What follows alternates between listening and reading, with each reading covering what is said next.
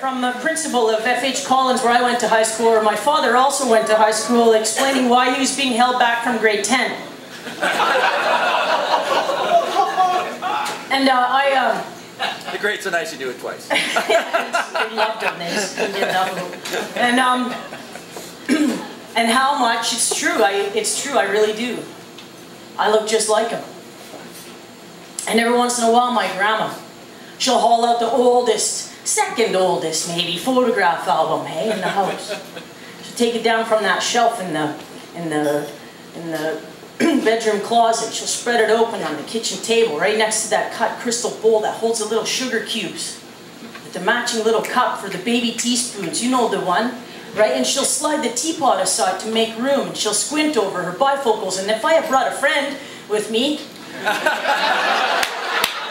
this is right about the time she gets my friend to lean over her shoulder, see if they can pick out which one of the faces in the faded black and white photographs belongs to my father. And my dad, he has 4 brothers. So in the pictures, all 5 boys they're wearing sometimes matching, you know, plaid shirts, or their Cub Scout uniforms, or bathing suits, or hand-me-down pajamas and holsters for their cap guns. And in the background, sometimes there's a Christmas tree, or maybe a lopsided front porch, or an old wall tent, or a brass statue, hey? A brass statue of a war hero from that time the old man took him in the car all the way to Manitoba. All the way to Manitoba so they could see the army base and learn some respect. Learn some respect for the soldiers who fought and died in the wars, and the rest of us lie around in our underwear, read comic books, and not eat the peas and the broccoli you were goddamn hard all dead and we paid money for it.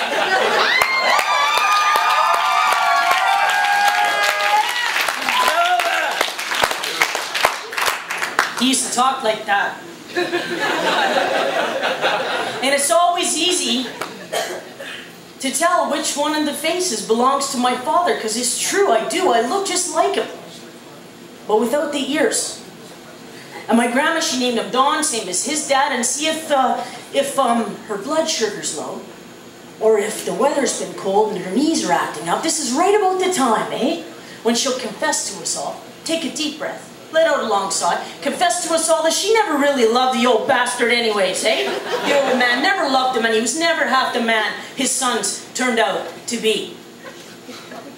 And more and more every day, I find little bits of my father and myself, and I'm not just talking about the shape of my jaw or around my eyes. I'm talking about how I cannot stand to drive around in my truck with less than half a tank of gas in it, because you never know. How I hate cheap tools, dull knives. Fuck yeah! Yeah.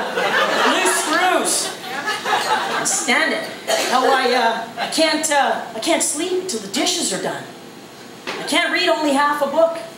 I gotta sit in my truck now and listen to the end of the song for some reason before I turn the ignition off, and I know they got pills for that kind of stuff these days. But I like a little bit of egg, potato, and bacon in every bite of my breakfast. It is a finely tuned ratio. Constantly being weighed and adjusted throughout the meal. There's nothing worse, eh, than ending up with only hash browns in the end. Always let your engine warm up a little, son, before you drive it anywhere. Let it run and cool down for a little bit before you turn it off. You can double. Are you listening to? You can double the height of your motor. You learn how to treat it right, driving faster. Burns more gas. Plus, hard on the brakes. All you end up doing is waiting longer for the light to turn green. Never go grocery shopping on an empty stomach. What are you, some form of idiot?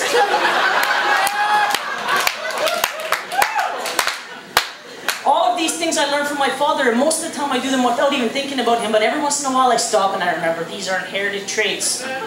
These are passed down habits. Other fathers might have saved their bacon till last. Might let their truck run out of gas every once in a while. Might have hired someone else to build their house for them. Other fathers might have worn dress shoes to work instead of steel-toe boots. A different kind of dad. Might not have taught me how to weld.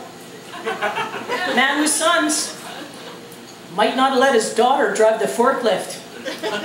Who would I be right now if he had been anybody else? So like, it was almost 2 years ago now, I was in Calgary doing an all-queer spoken word gig in a sports bar in the middle of downtown Calgary, smack dab in the middle of the hockey playoffs, right? Strange but true. And I was wearing this dark blue dress shirt, and it didn't really have pinstripes, but it kind of had like light blue stripes. And a sky blue tie that subtly highlighted the secondary tones of my dress shirt. And the waitress, she really liked my shtick. My shtick! And she kept slipping me free drinks all night after my set was over, right? And I had 4 or 5 healthy belts of the Irish in me when this gigantic man in a Flames jersey grabbed me by the necktie and hauled my face straight up into his chest hair, hey? He said, "Your tie's all fucked up. Nobody ever taught you how to do proper double Windsor knot before? Disgrace. Let me show you."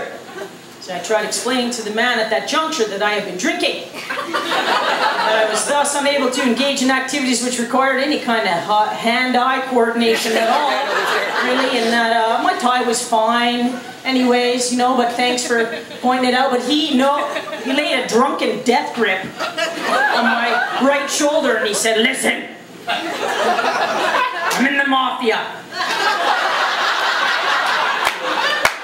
Fucking mafia knows how to tie a tie. You gonna stand there argue with the mafia how to tie a tie? You're gonna shut up, watch me do this right." Then I tried arguing that had I not read somewhere, or perhaps seen on the HBO, some sort of television series, that the real mafia is never supposed to admit that there is a real mafia. And since when had Calgary become a hotbed for organized crime? Anyways, plus chances were neither of us were going to remember any of this in the morning anyway. But he insisted, right? And I ended up getting this kind of, in the end, this sort of half-hour non-consensual lesson in proper manly attire from a guy with one leg of his track pants accidentally stuffed into a white sweat sock.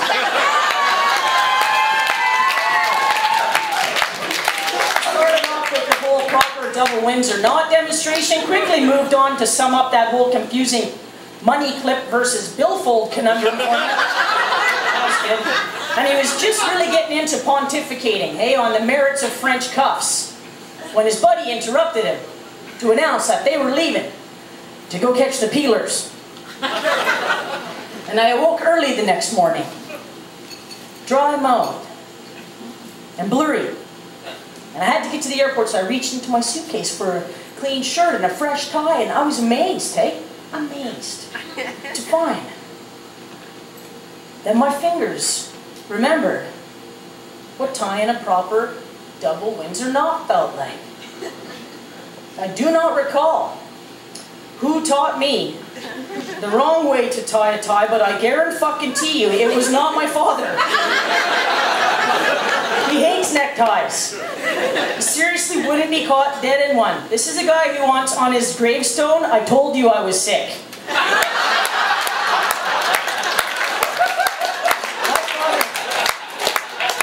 My father taught me how to tie a boat to a dock, how to tie a fish hook to a line, how to tie double bows in the laces of your work boots, hey, so they don't come undone. Come undone! Halfway down a ladder, there, get caught up in a conveyor belt or a lawnmower blade or something like that, end up costing you a toe. My father is a wise man, and he taught me all the important knots. Double Windsor? Oh, had to learn that one from a wise guy.